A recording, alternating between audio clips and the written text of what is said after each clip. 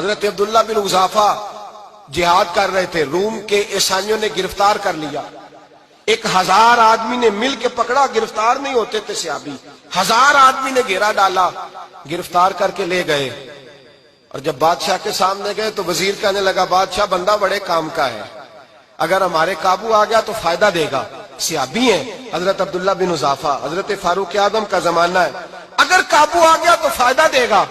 بادشاہ کہنے لگا کیوں، کیا خوبی ہے؟ کہنے لگے ہم 1000 آدمی تھے، یہ اکیلا قابو نہیں آ رہا تھا، 1000 آدمی تھے، اگر ہماری فوج میں شامل ہو گیا تو بہت بڑا جرنیل ملے گا۔ بادشاہ کہنے لگا کوئی مسئلہ نہیں، 2-3 چیزیں ہوتی ہیں بندے کو خریدنے کے لیے، خرید لیتے ہیں۔ بادشاہ کہنے لگا عبداللہ جتنی دولت تجھے چاہیے میں تجھے دے دیتا ہوں، میرے لشکر میں آ جا، معاذ اللہ اسلام چھوڑ دے۔ حضرت عبداللہ بن حذافہ کیا فرماتے ہیں؟ فرماتے ہیں بڑا تو بیوقوف ہے، میں نے دولت کمانی ہوتی تو مدینے میں بیٹھ کے تجارت کرتا، میں دولت کمانے نہیں نکلا، میں تو رسول اللہ کی رضا کمانے کے لیے نکلا ہوا ہوں۔ دولت کمانی ہوتی تو کسی مارکیٹ میں ہوتا، میدان میں آنا تو شہادت ہے مطلوب مقصود مومن، نہ مال غنیمت نہ کشور کشائی، یہ دولت تو لونڈی ہے رسول اللہ کے دروازے کی، یہ تو پیچھے پیچھے پھرتی ہے نبی پاک کے غلاموں، یہ کمانی ہوتی تو میں کسی مارکیٹ میں ہوتا، میدان میں تھوڑا ہوتا۔ عبداللہ بن حذافہ سے دوسری چال چلی، کہنے لگے میاں عہدہ جو تجھے چاہیے، میں بادشاہ ہوں، میرے نیچے جو عہدہ تو کہے گا وہ تجھے مل جائے گا۔ حضرت عبداللہ بن حذافہ کہنے لگے شاید تجھے پتہ نہیں میری تعریف کیا ہے، شاید تو جانتا نہیں میری تعریف کیا ہے۔ کہا صاحب کی کیا تعریف ہے؟ کہنے لگے میں رسول اللہ کا صحابی ہوں، اور کائنات میں سب سے بڑا عہدہ مصطفیٰ کے صحابی ہونے کا عہدہ ہے۔ صحابہ وہ صحابہ تھے جن کی ہر صبح عید ہوتی تھی، خدا کا قرب حاصل تھا، نبی کی دید ہوتی تھی۔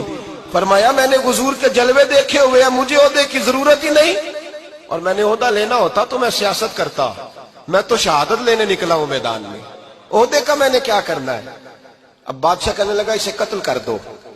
وزیر کہنے لگا نہیں، ایک بات اور ہے، مجھے ایک چال اور چلنے دو۔ کہا وہ کیا؟ کہنے لگے میری بیٹی بڑی خوبصورت ہے، مجھے موقع دو، اپنی ہی بیٹی کو سجا بنا کے، وہ جوان جس کی جوانی اتنی بڑی ہے کہ 1000 آدمی مقابلے میں کھڑا نہیں ہوتا، اس جوان کے کمرے میں رات کی تنہائی میں بنا سوار کے بی بی کو بھیجا۔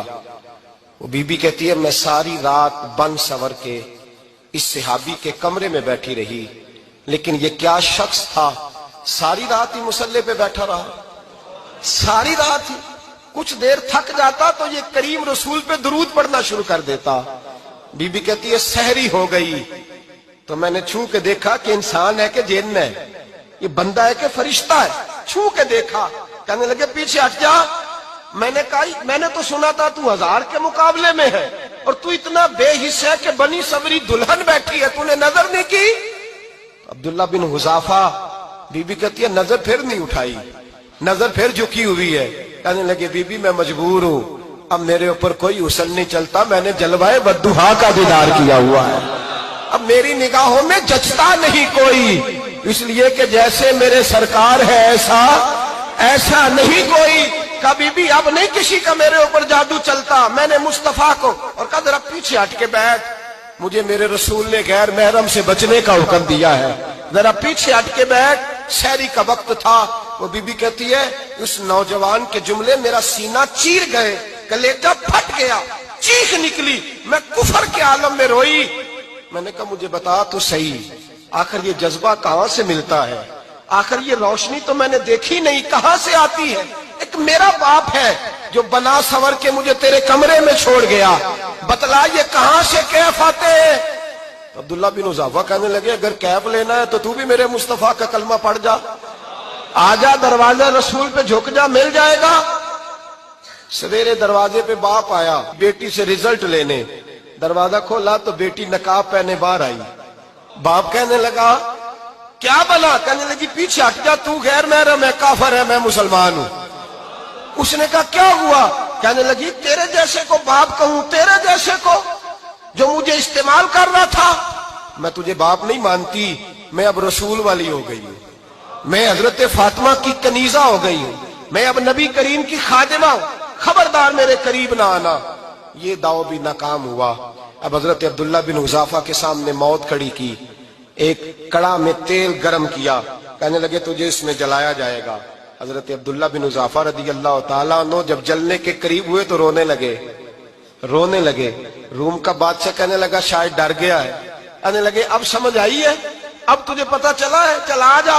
حضرت عبداللہ بن حذافہ کہنے لگے تو کافر ہے، تیری کافروں والی سوچ ہے، اس لیے نہیں رویا کہ موت سے ڈر گیا ہوں، میں تو اس لیے رویا ہوں کہ ایک جان ہے، وہ نبی پاک پہ قربان ہو رہی ہے، کاش رب مجھے 1000 جان دیتا، میں ساری مصطفیٰ پہ قربان کر دیتا۔ فاضل بریلوی فرماتے ہیں کروں تیرے نام پہ جاں فدا، نہ بس ایک جاں 2 جہاں فدا، اور میرا 2 جہاں سے بھی نہیں جی بھرا، میں کروں کیا کہ کروڑوں جہاں نہیں۔ اور میاں صاحب فرماتے ہیں وہ کچا رنگ للاری والا جیڑا چڑھدا لیندا رہندا، اے عشق تیرے دا رنگ محمد چڑھ